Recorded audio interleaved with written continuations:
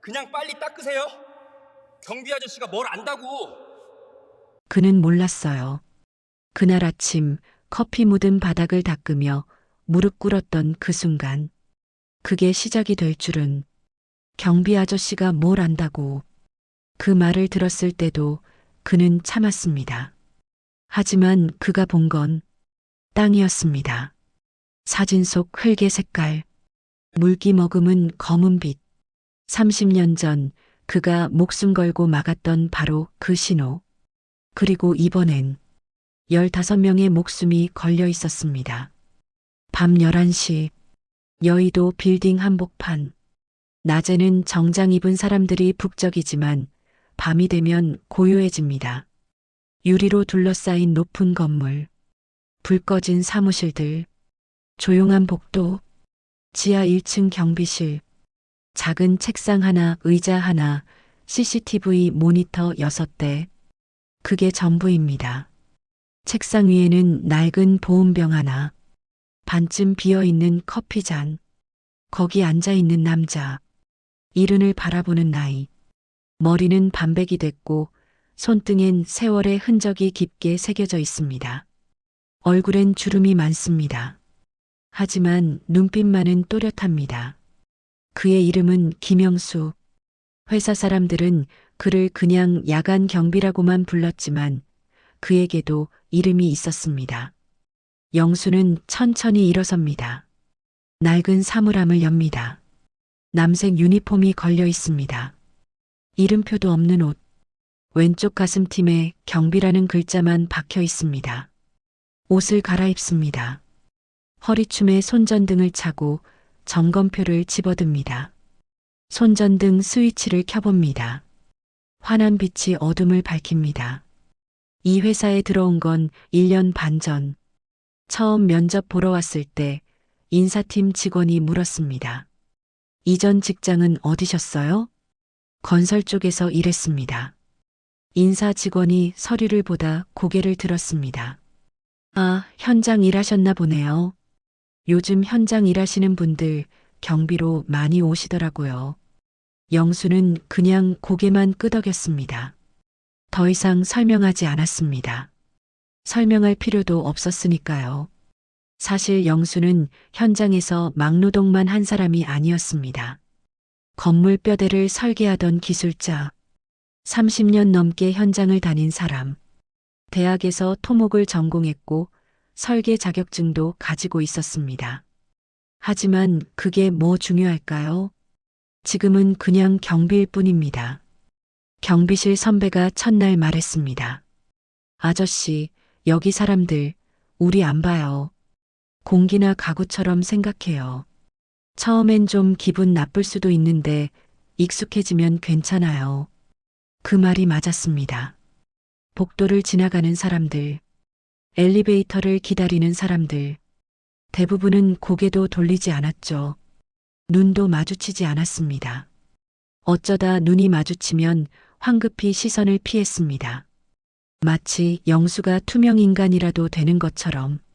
하지만 영수는 신경 쓰지 않았습니다. 익숙했으니까요. 영수는 혼자 삽니다. 여의도에서 지하철로 새 정거장 떨어진 곳. 작은 원룸 하나. 아내는 5년 전에 먼저 세상을 떠났습니다. 암이었습니다. 6개월 동안 병원 침대에 누워 있다가 조용히 눈을 감았습니다. 아들 둘이 있긴 합니다. 큰아들은 미국에서 IT 회사를 다닙니다. 작은 아들은 부산에서 교사를 합니다. 명절 때 전화가 옵니다. 아버지, 건강하시죠?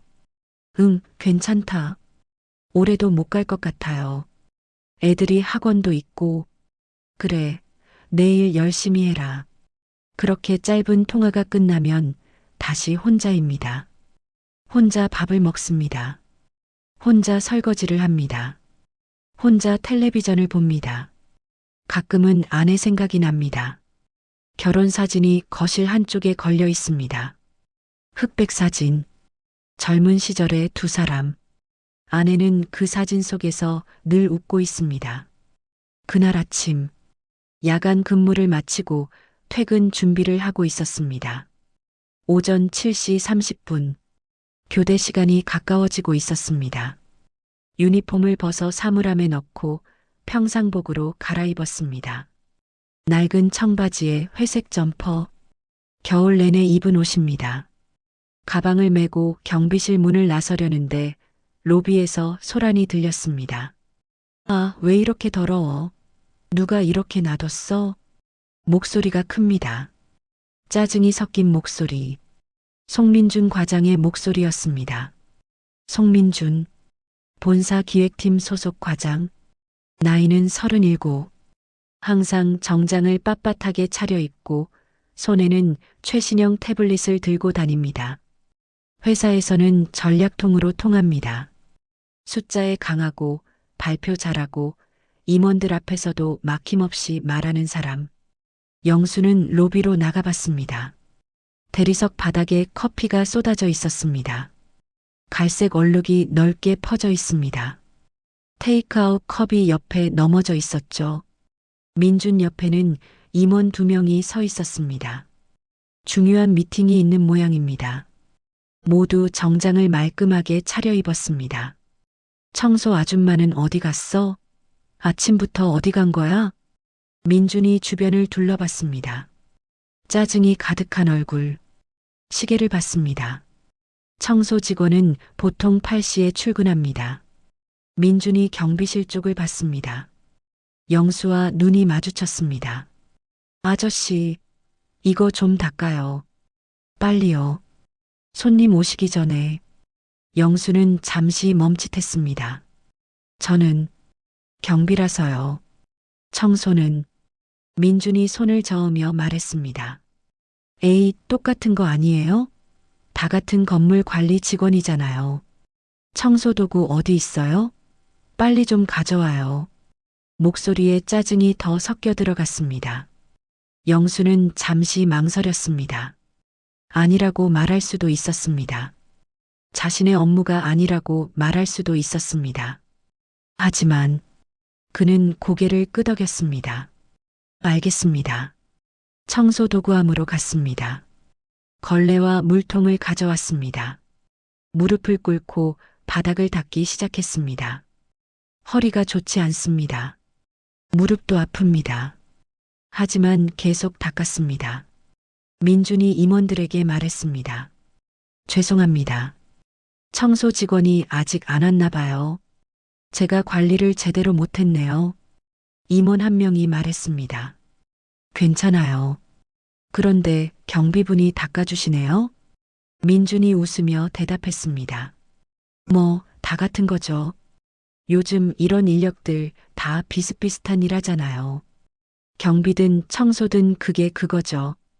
임원 한 명이 웃었습니다. 그렇긴 하네요. 아무튼 수고가 많으시네요. 영수는 듣지 못한 척했습니다.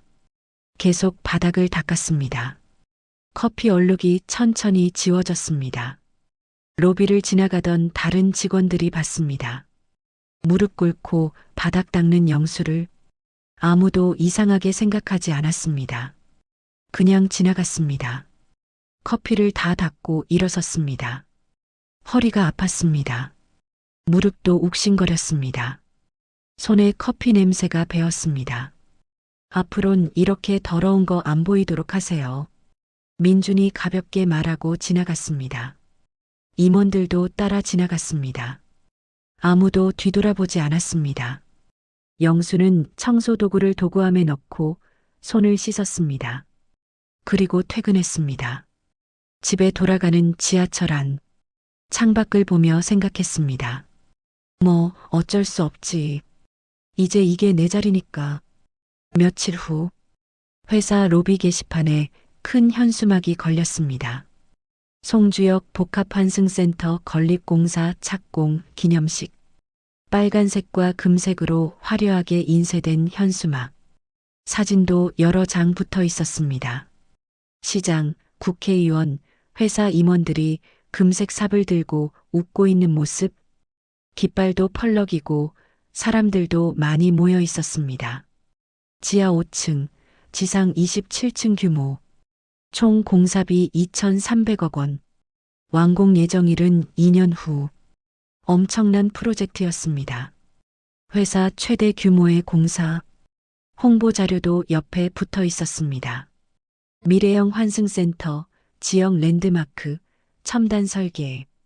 영수는 야간 근무를 시작하기 전 그 앞을 지나가다 멈춰 섰습니다. 사진 하나가 눈에 들어왔습니다. 공사 현장 사진. 땅을 깊이 파 내려가는 모습. 큰 기계들이 땅을 파고 있었습니다. 구덩이가 깊게 패여 있었습니다.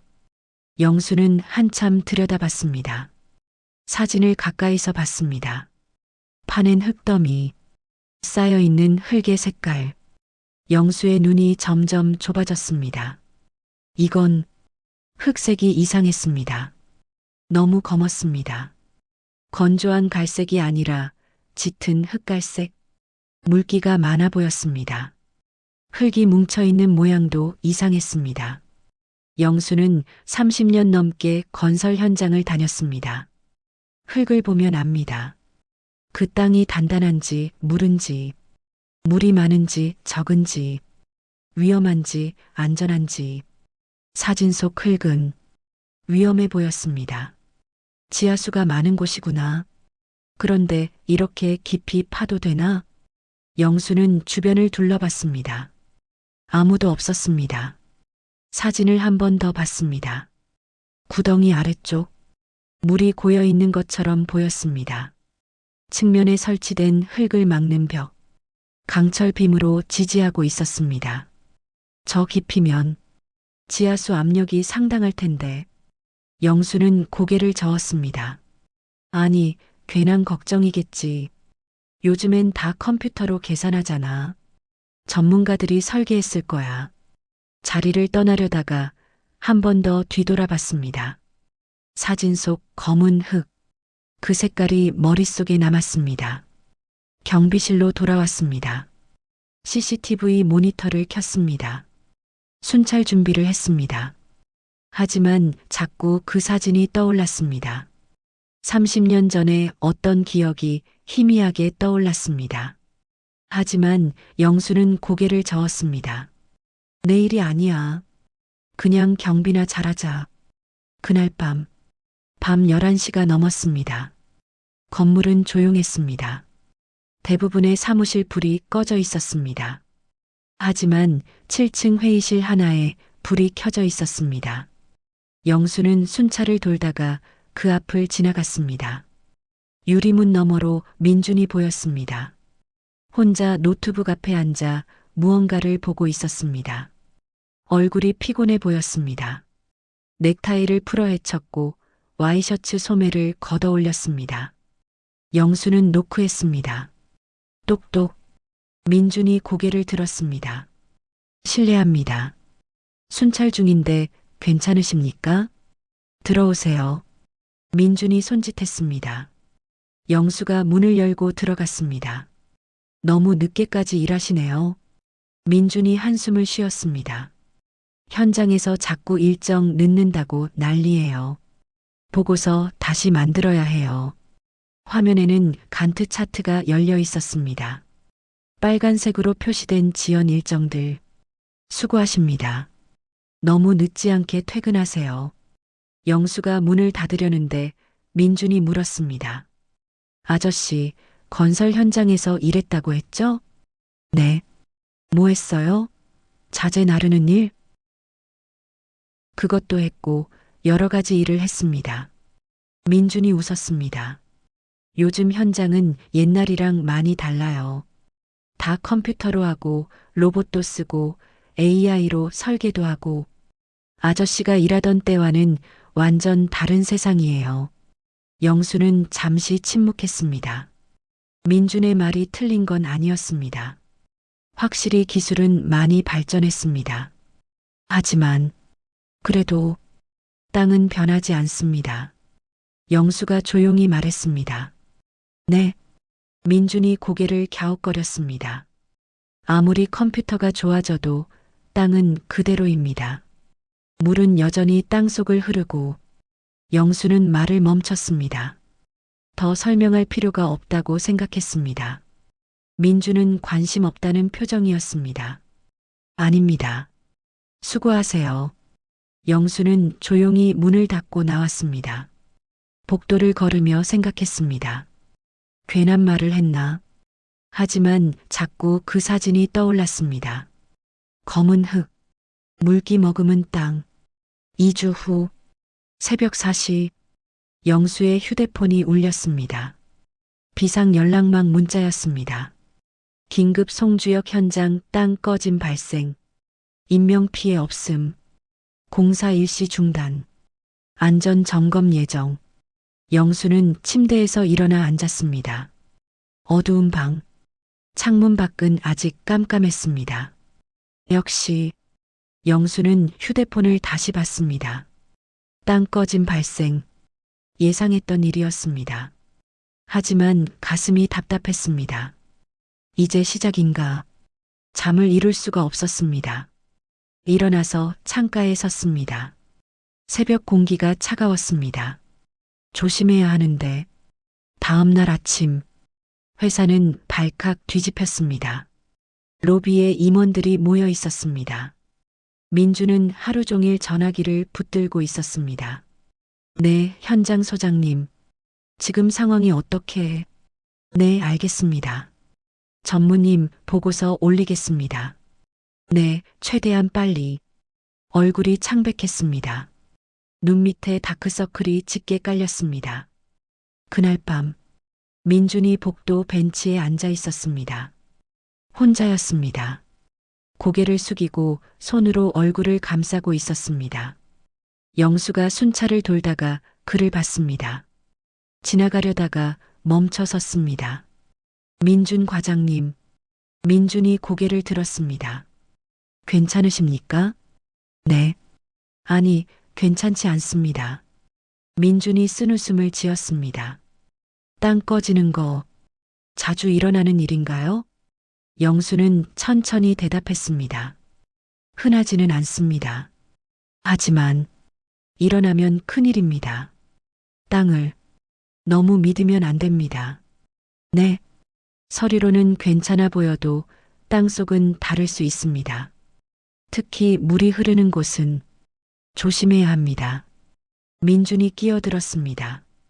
아, 그래도 요즘은 땅 조사도 정밀하게 해요.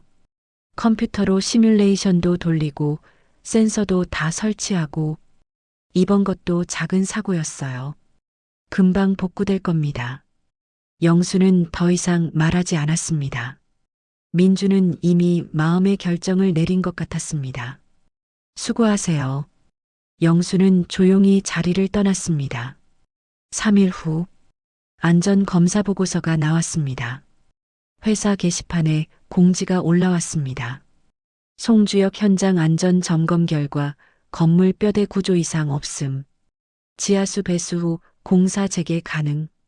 민준이 임원들 앞에서 보고했습니다. 전문가 검토 결과 안전하다고 합니다. 공사 재개에도 문제 없습니다. 공사는 다시 시작됐습니다. 현장은 다시 소란스러워졌습니다. 기계 소리, 사람들의 목소리. 하지만 영수는 여전히 불안했습니다. 그날 밤, 영수는 혼자 경비실에 앉아 있었습니다. 창밖을 봤습니다. 밤하늘이 흐렸습니다. 구름이 잔뜩 끼어 있었습니다. 날씨 앱을 켰습니다. 내일 비 올 확률 70%. 비가 내리기 시작했습니다. 처음엔 약하게, 창문을 톡톡 두드리는 소리. 그러다가 점점 강해졌습니다. 빗소리가 커졌습니다.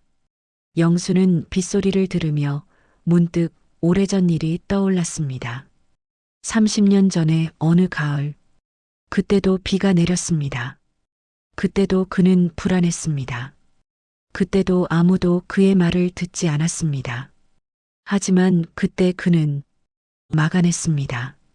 영수는 창밖을 봤습니다. 비가 점점 더 세게 내리고 있었습니다. 1993년 가을, 비가 내리던 밤, 영수는 문득 오래전 일을 떠올렸습니다. 그때 그는 36이었습니다. 젊었습니다.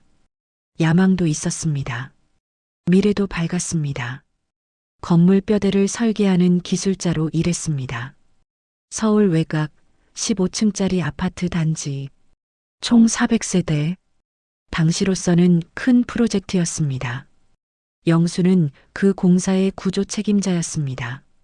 설계도를 그렸고 계산을 했고 현장을 감독했습니다. 공사는 순조롭게 진행됐습니다. 일정도 잘 맞춰지고 있었습니다. 그런데 10월 어느 날 현장을 돌다가 지하 주차장 기둥 하나를 보게 됐습니다. 시동 3번 기둥. 기둥 표면에 아주 작은 금이 있었습니다. 머리카락만 한 가느다란 선. 대부분의 사람들은 지나칠 정도로 작았습니다. 하지만 영수는 멈춰 섰습니다. 쪼그리고 앉아 손으로 만져봤습니다.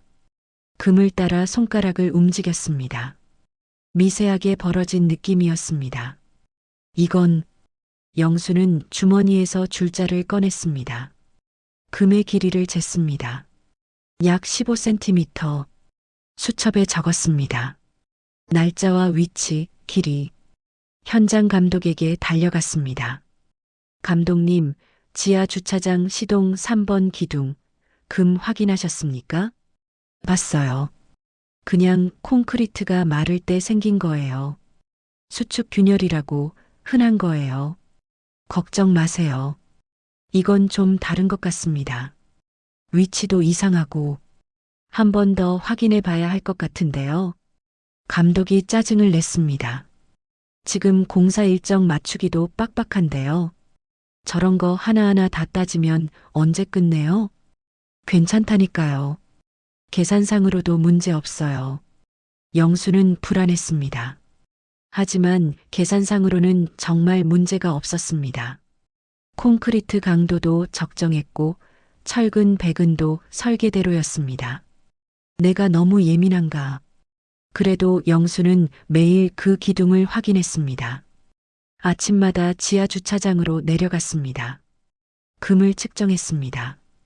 첫날 15cm, 둘째 날 15.3cm, 셋째 날 15.8cm, 넷째 날 16.5cm. 금이 조금씩 커지고 있었습니다. 수첩에 하나하나 기록했습니다. 그래프로 그렸습니다. 선이 위로 올라갔습니다. 이건 수축 균열이 아니었습니다. 뭔가 구조적인 문제가 있었습니다. 일주일 후, 영수는 다시 현장 소장을 찾아갔습니다. 수첩을 펼쳐 보였습니다. 소장님, 이거 보세요. 금이 매일 커지고 있습니다. 이건 심각합니다. 공사 멈추고 보강해야 합니다. 현장 소장이 화를 냈습니다. 지금 뭐 하자는 거야? 공사 멈추면 우리 다 죽어. 일정이 얼마나 밀리는데.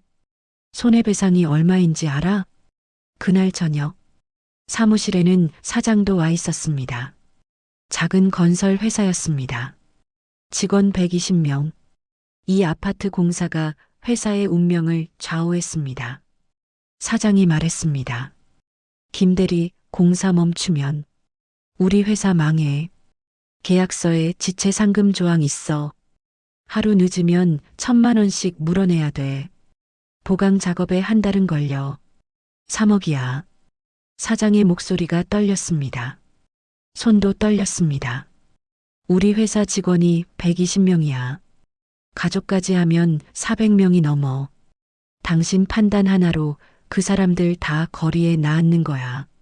느낌으로 회사 망하라고? 다른 임원이 말했습니다. 당신 고집대로 하자. 대신 공사 멈추는 순간 손해배상 청구 들어갈 거야. 당신 집도 팔고 재산 다 날릴 거야. 그날 밤, 영수는 혼자 남았습니다. 사무실에 불을 끄지 않았습니다. 책상에 앉아 계산을 했습니다. 다시 또다시 구조 계산, 하중 계산, 안전율 계산. 숫자상으로는 괜찮았습니다. 하지만 그 금은 계속 커지고 있었습니다. 새벽 4시까지 고민했습니다. 창밖이 밝아오기 시작했습니다.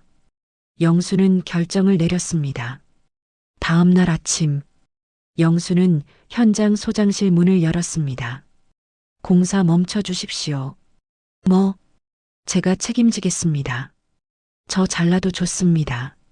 손해배상 청구하셔도 좋습니다. 대신 공사만 멈춰 주십시오. 현장 소장이 한참 영수를 봤습니다. 영수의 눈을 봤습니다. 흔들림이 없었습니다. 현장 소장이 한숨을 내쉬었습니다. 좋아. 3일만 줄게. 3일 안에 결론 안 나면 그냥 진행한다.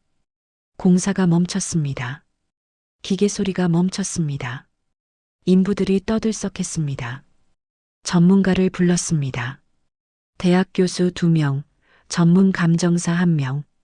그들은 이틀 동안 현장을 조사했습니다. 시추를 했습니다. 땅속을 탐사했습니다.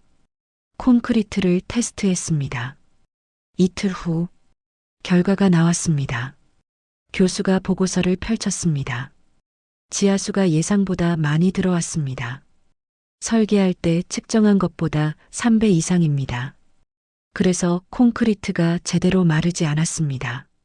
기초 부분이 약해졌습니다. 감정사가 말했습니다.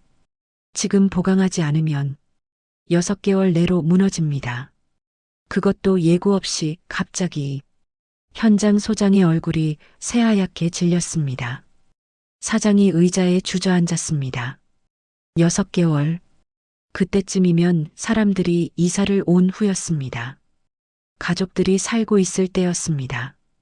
아이들이 놀고 있을 때였습니다. 저녁 식사를 준비하고 있을 때였습니다. 교수가 말했습니다. 여기 균열 있는 기둥. 이게 제일 먼저 무너집니다.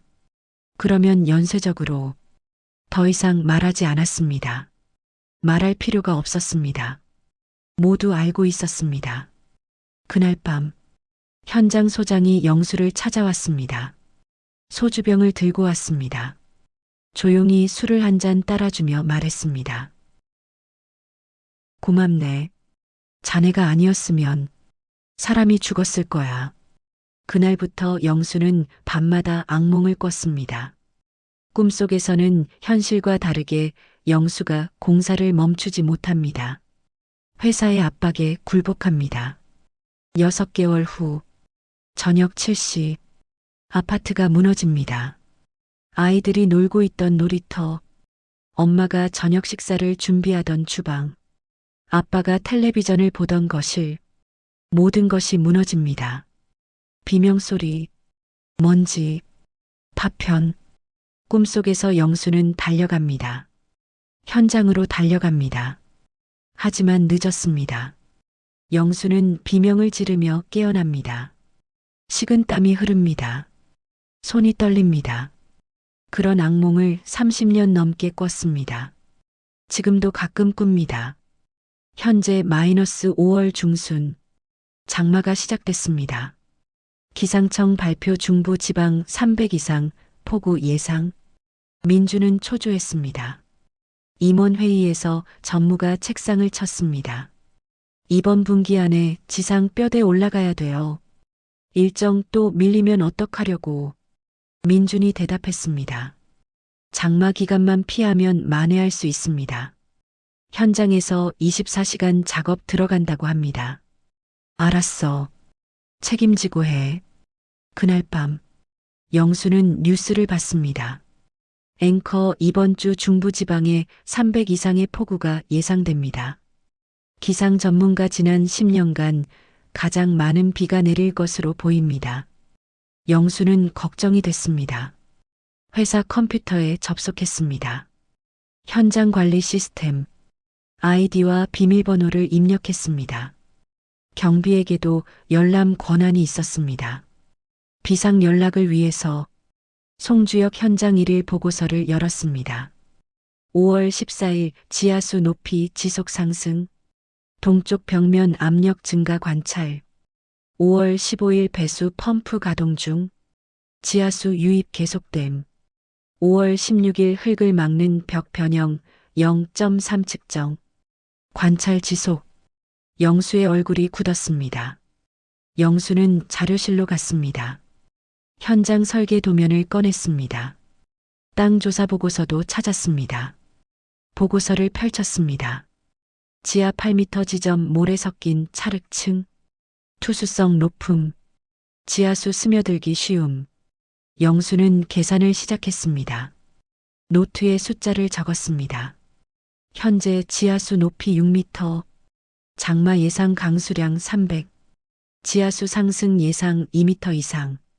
그러면 지하수 높이 8m, 흙을 막는 벽이 견뎌야 할 압력. 계산 결과를 봤습니다. 영수의 얼굴이 창백해졌습니다. 이건 위험해. 다음 날 아침, 영수는 민준을 찾아갔습니다. 기획팀 사무실. 민준은 전화 통화 중이었습니다. 영수는 밖에서 기다렸습니다. 10분 후 민준이 나왔습니다. 아, 경비 아저씨. 무슨 일이세요? 민준 과장님 현장. 지하수 문제가 있는 것 같습니다. 민준의 표정이 변했습니다. 그건 현장에서 다 관리하고 있는데요. 24시간 모니터링하고 있어요. 영수가 노트를 꺼냈습니다. 이번 장마 때 지하수가 많이 올라오면 흙을 막는 벽이 버티기 힘들 수 있습니다. 제 계산으로는. 민준이 손을 들고 영수의 말을 멈췄습니다. 잠깐만요, 아저씨. 어떻게 현장 보고서를 봤어요? 저는 컴퓨터에서. 거기는 권한 없는 사람 못 들어가는 곳이에요. 자료실 도면도 마음대로 볼 수 없는데. 민준의 목소리가 높아졌습니다. 다른 직원들이 쳐다봤습니다. 죄송합니다.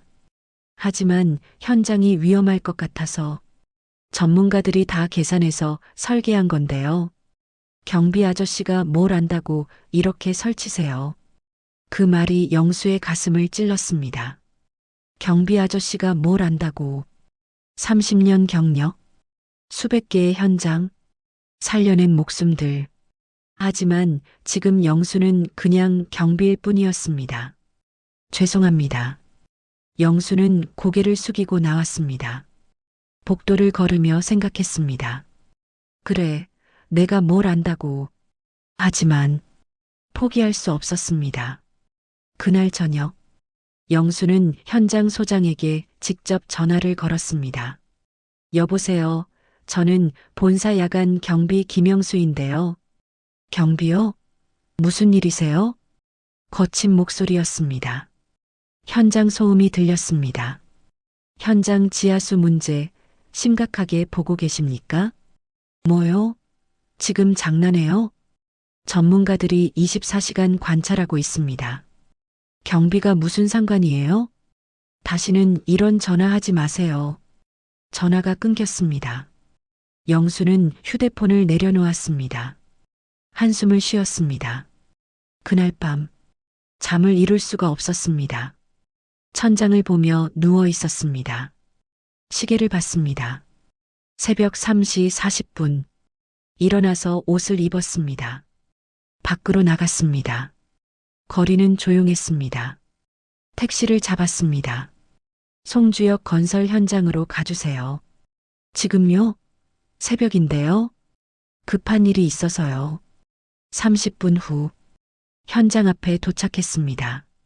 높은 펜스, 컨테이너 사무실, 큰 기계들. 영수는 펜스를 따라 걸었습니다. 동쪽 벽면을 봤습니다. 흙을 막아둔 벽, 강철 벽으로 지지하고 있었습니다. 그런데 벽 아래쪽에서 물이 새어나오고 있었습니다.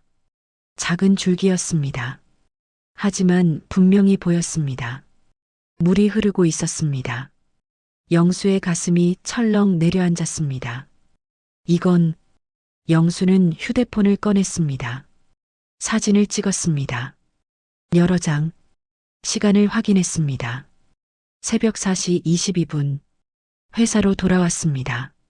민준에게 문자를 보냈습니다. 긴급. 동쪽 흙벽에서 물 새는 것 확인. 사진 첨부. 확인 부탁드립니다. 사진을 첨부해서 보냈습니다. 답장은 없었습니다. 오전 9시. 영수는 민준 사무실로 직접 찾아갔습니다. 노크했습니다. 들어오세요. 문을 열고 들어갔습니다. 민준이 컴퓨터를 보고 있었습니다. 민준 과장님, 문자 보셨습니까? 봤어요. 차가운 목소리였습니다. 현장에 다녀왔습니다. 흙벽에서 물이 새고 있었습니다. 민준이 황당하다는 표정을 지었습니다. 새벽에 마음대로 현장 가서 권한도 없이 왜 거길 가요? 저는 30년간 건설 현장을 그만하세요. 민준이 소리쳤습니다. 경비가 무슨 권한으로 이러는 겁니까? 현장은 전문가들이 관리합니다. 아저씨는 경비나 잘하세요. 영수는 고개를 숙였습니다. 죄송합니다. 밖으로 나왔습니다. 복도를 걸었습니다. 다른 직원들이 쳐다봤습니다. 수군거렸습니다. 경비 아저씨가 왜 저래? 현장에 간 거 진짜래? 웃기네. 경비가 무슨. 그날 오후 3시 경비실에 있던 영수의 휴대폰이 울렸습니다. 민준이었습니다. 여보세요? 경비 아저씨. 현장에서 연락 왔어요. 민준의 목소리가 떨렸습니다. 작은 균열음이 감지됐다고 합니다. 작업 일시 중단하고 점검 중이래요. 아저씨 말이 맞았습니다. 전화가 끊어졌습니다. 1시간 후 현장에서 긴급 보고가 올라왔습니다. 동쪽 벽면 하단부 물 유출 확인. 긴급 보강 작업 진행 중. 작업 인원 15명 현장 대기. 민주는 그 자리에 주저앉았습니다. 얼굴이 하얗게 질렸습니다. 손이 떨렸습니다. 긴급 보강 작업은 밤새 진행됐습니다. 용접 불빛이 밤하늘을 밝혔습니다. 기계 소리가 밤새 울렸습니다. 다음 날 오전 현장 소장이 본사로 왔습니다. 임원 회의실, 긴급 회의. 다행히 큰 사고는 없었습니다. 하지만 어제 저녁 작은 땅 꺼짐이 있었습니다. 장마로 지하수가 예상보다 많이 올라왔습니다. 측정기는 정상 범위였지만 실제 현장 상황은 달랐습니다. 전무가 물었습니다. 그럼 누가 먼저 발견한 거요? 현장 소장이 대답했습니다. 본사 경비 김영수 씨가 새벽에 현장에 왔었다고 합니다. 물 새는 걸 발견하고 보고했습니다. 회의실이 조용해졌습니다. 민준이 고개를 숙였습니다. 회의가 끝난 후 민준은 영수를 찾았습니다. 경비실로 내려갔습니다. 경비 아저씨. 영수가 고개를 들었습니다. 민준은 천천히 고개를 숙였습니다. 죄송합니다. 제가 들었어야 했습니다. 어제 정말 큰 사고 날 뻔했습니다. 아저씨는 어떻게 하셨어요? 영수는 천천히 93년 가을의 일을 이야기했습니다. 아파트 공사, 균열, 결정, 그리고 악몽. 민준은 한마디도 하지 못하고 들었습니다. 이야기가 끝나자 민준이 말했습니다. 몰랐습니다. 아저씨가 그런 분이신 줄.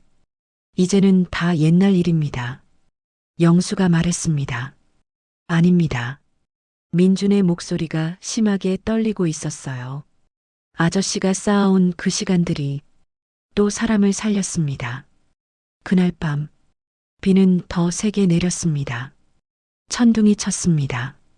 번개가 쳤습니다. 영수는 현장 야간 경비에게 전화했습니다.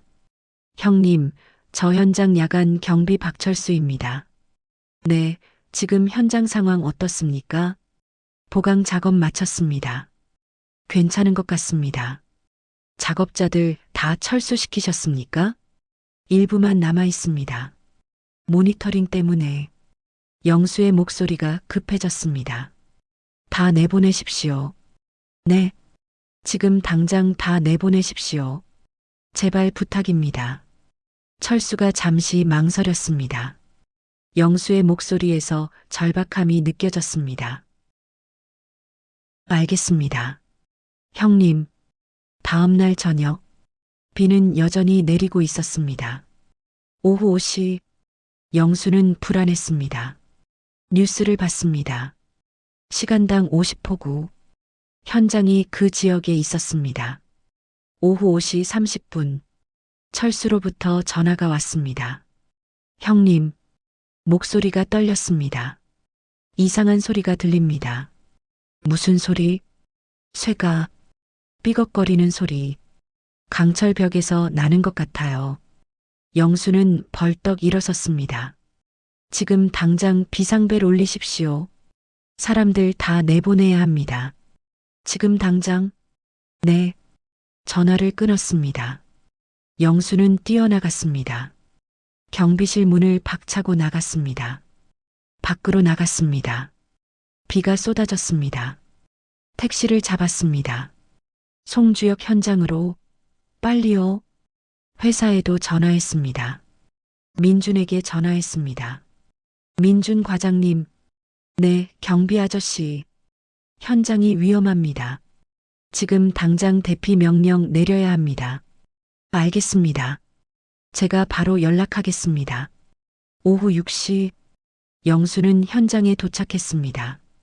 빗속을 뚫고 달려왔습니다. 옷이 다 젖었습니다. 철수가 비상벨을 울리고 있었습니다. 삐잉 마이너스, 삐잉 마이너스, 삐잉 마이너스. 빨간 비상등이 돌았습니다. 구덩이 안에 있던 작업자들이 뛰어나왔습니다. 헬멧을 쓴 사람들, 진흙투성이 장화.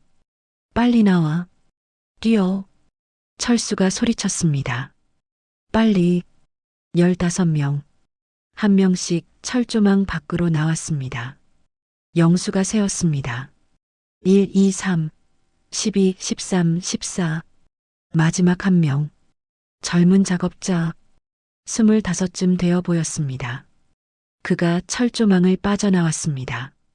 15명 전원. 모두 철조망 밖으로 나왔습니다. 영수는 안도의 한숨을 쉬었습니다. 더 뒤로 물러서세요. 철수가 외쳤습니다. 더 뒤로. 사람들이 뒤로 물러섰습니다. 그리고 그 순간 쩌렁 낮고 긴 소리가 들렸습니다. 땅속 깊은 곳에서 울려오는 소리. 땅이 흔들렸습니다. 작업자들이 비틀거렸습니다. 뒤로, 더 뒤로. 철수가 소리쳤습니다. 사람들이 뒤로 물러섰습니다. 20m, 30m, 안전거리까지. 콰르르르릉. 거대한 소리가 울렸습니다. 동쪽 흙을 막던 벽이 무너지기 시작했습니다. 천천히 하지만 거대하게. 강철벽이 꺾였습니다. 쇠가 찢어지는 소리가 귀청을 찔렀습니다. 물과 흙이 파도처럼 밀려 들어왔습니다. 검은 물, 진흙, 돌멩이들, 모든 게 소용돌이쳤습니다. 구덩이는 순식간에 진흙탕이 됐습니다. 설치해 놓았던 큰 크레인이 기울었습니다. 천천히, 천천히. 그러더니 쓰러졌습니다. 쿵. 땅이 다시 한번 흔들렸습니다. 작업자들은 그 광경을 멍하니 바라봤습니다. 말을 잃었습니다. 누군가가 중얼거렸습니다. 저기, 5분 전까지 우리가 있었는데. 다른 사람이 말했습니다. 우리, 저기 있었잖아. 젊은 작업자 한 명이 무릎을 꿇었습니다. 손이 떨렸습니다. 온몸이 떨렸습니다. 살았어. 우리 살았어. 만약 5분만 늦었더라면, 만약 비상벨이 울리지 않았더라면, 만약 대피하지 않았더라면, 15명 모두 그 진흙탕 속에 묻혔을 것입니다. 영수는 그 자리에 주저앉았습니다. 비가 얼굴을 적셨습니다. 손이 떨렸습니다.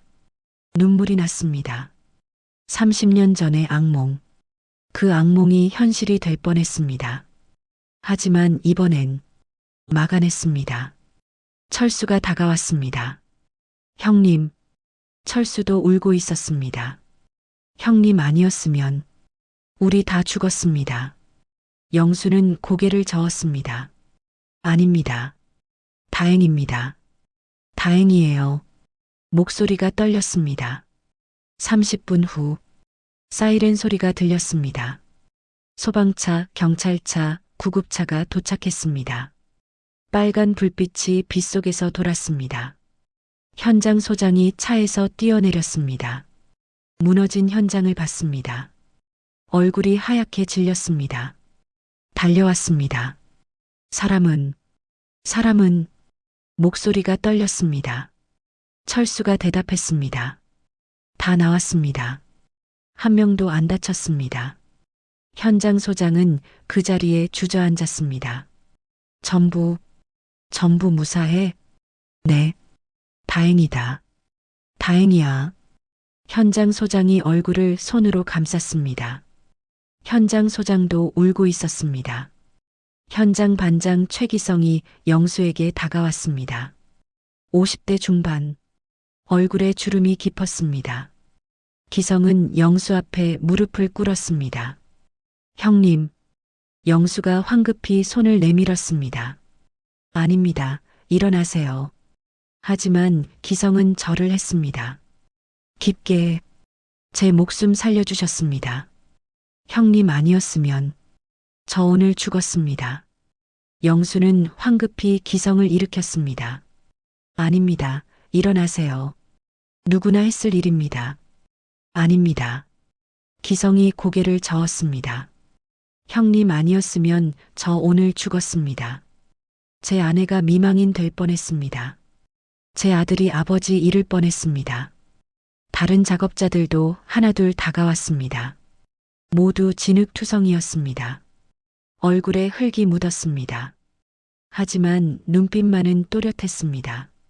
고맙습니다. 은인이십니다. 살려주셔서 감사합니다.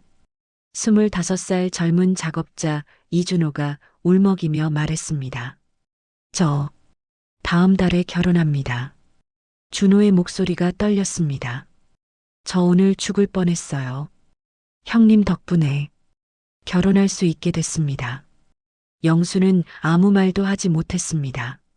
그저 준호의 어깨를 토닥일 뿐이었습니다.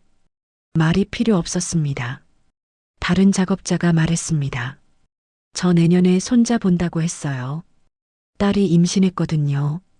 형님 덕분에 손자 얼굴 볼 수 있게 됐습니다. 또 다른 작업자. 저 아직 집 대출 다 못 갚았어요.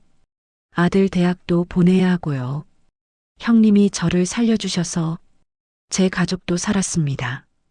영수는 눈물을 닦았습니다. 비인지 눈물인지 구분이 안 됐습니다.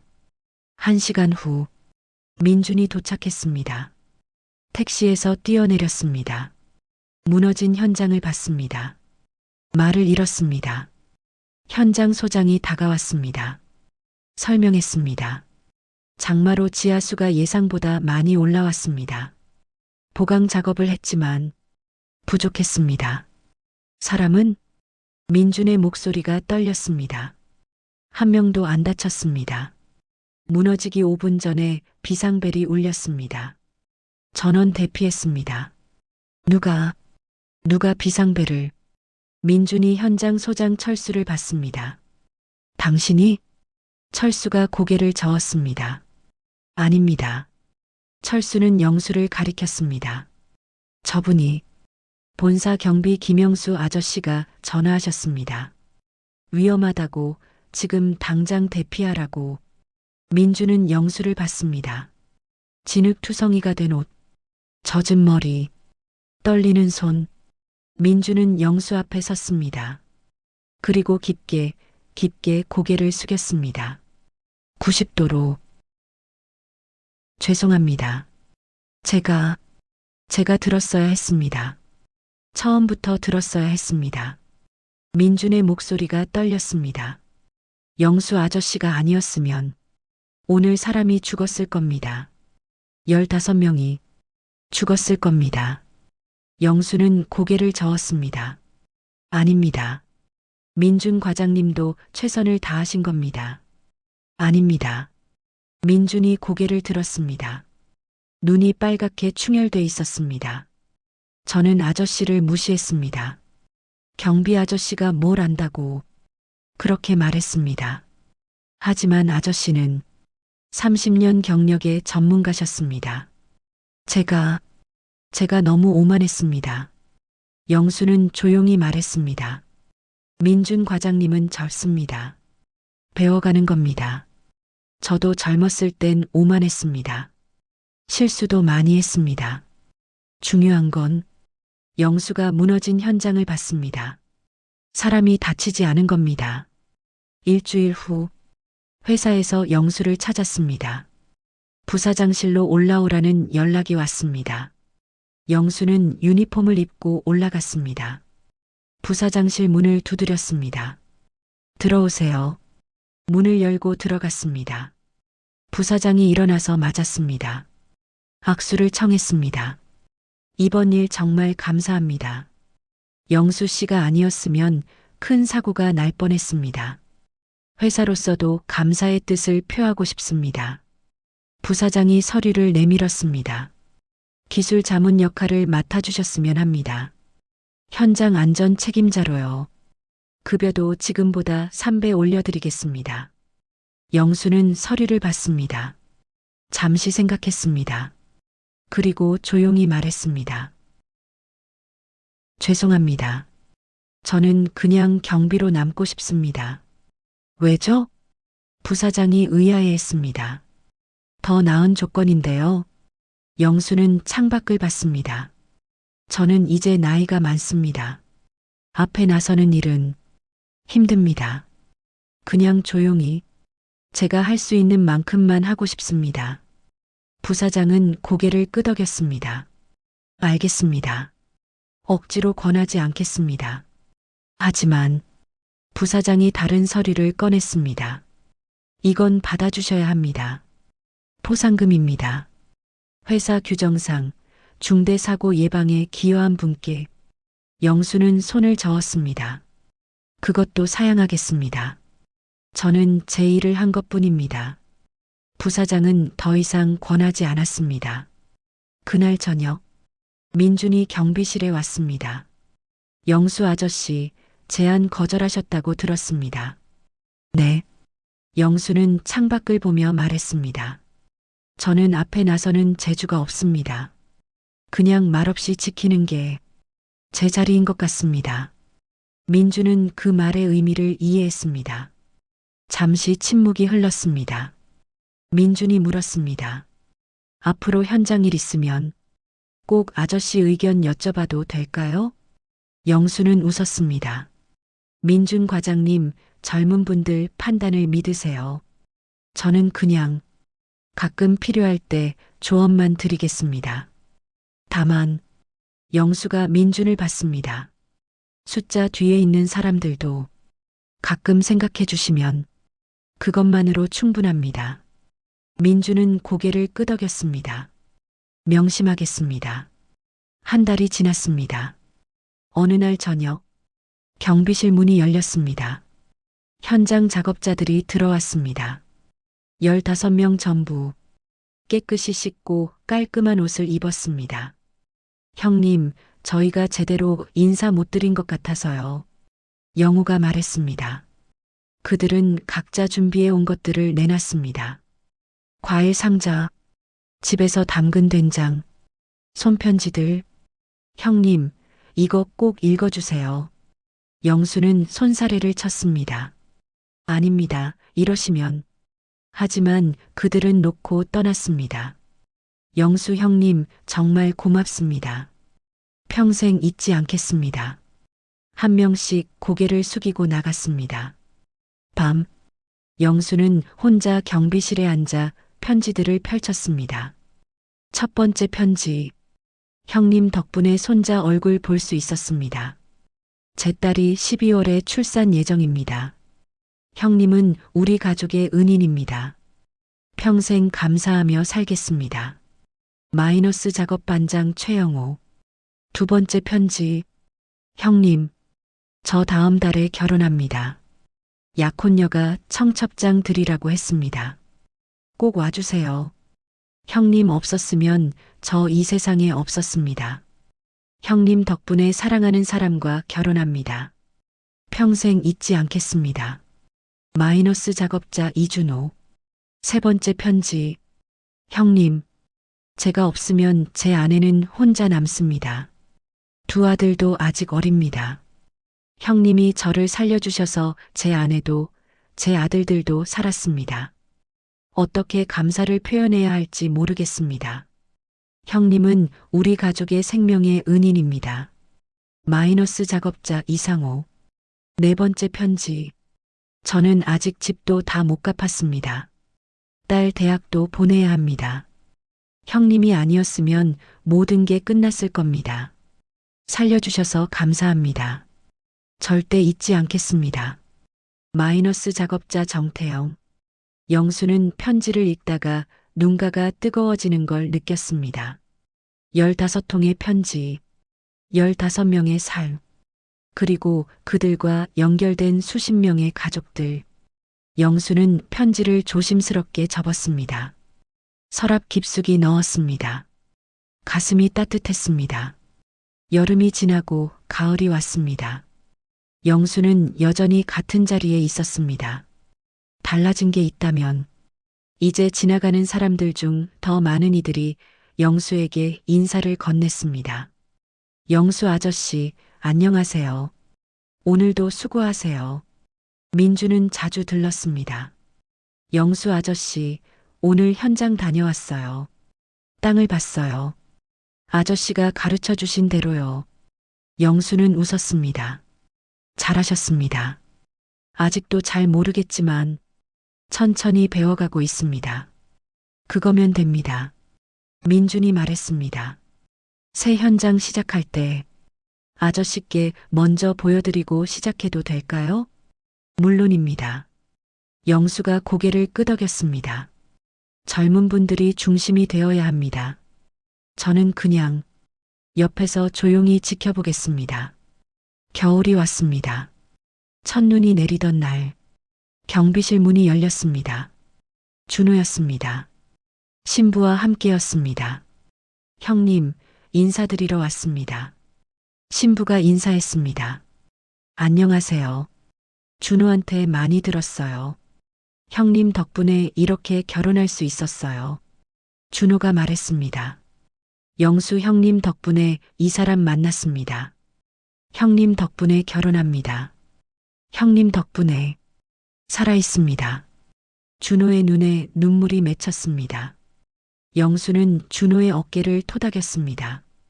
행복하게 사세요. 네, 꼭요. 준호가 웃었습니다. 형님도 행복하세요.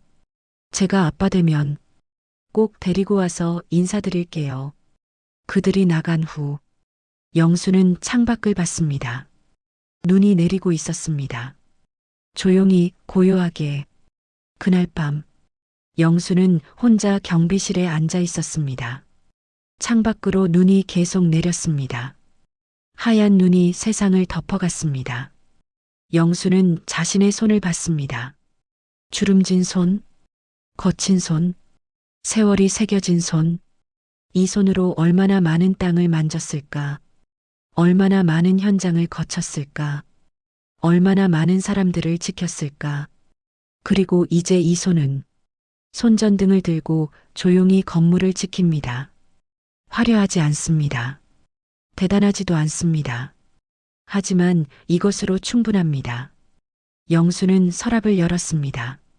거기에는 15통의 편지가 있었습니다.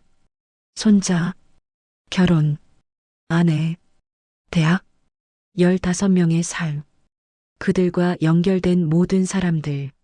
문득 아내 생각이 났습니다. 아내가 살아있을 때 했던 말. 여보, 당신은 참 좋은 사람이에요.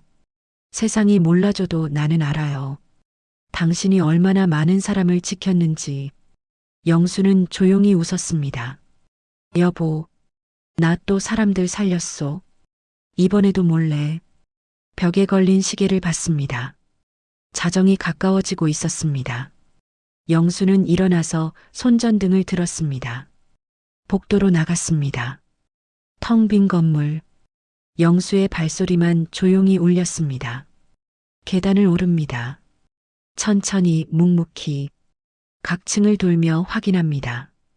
불은 꺼져 있는지, 문은 잠겨 있는지, 이상한 점은 없는지 최상층에 올라갔습니다. 창밖을 봤습니다. 서울의 밤, 수많은 건물들이 불을 밝히고 있었습니다. 저 건물들 하나하나에 누군가의 땀이 배어 있습니다. 누군가의 기술이 쌓여 있습니다. 누군가의 목숨을 건 결정이 담겨 있습니다. 그리고 지금 이 순간에도 누군가는 깨어서 그것들을 지키고 있습니다.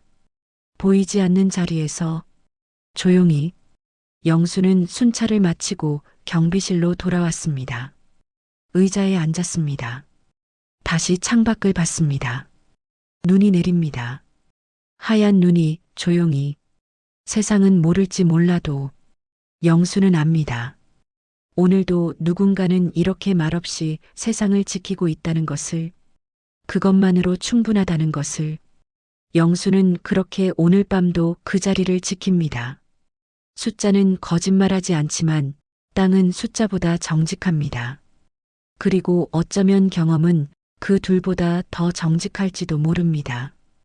때로는 가장 조용한 목소리가 가장 중요한 진실을 말합니다.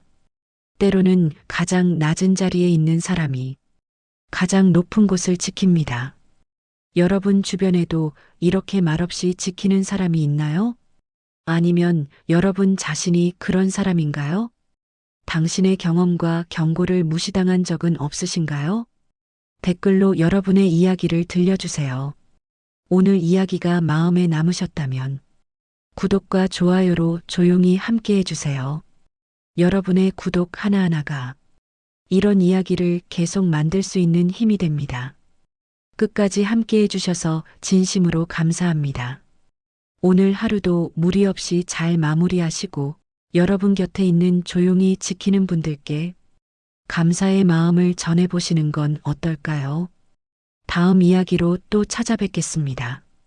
고맙습니다.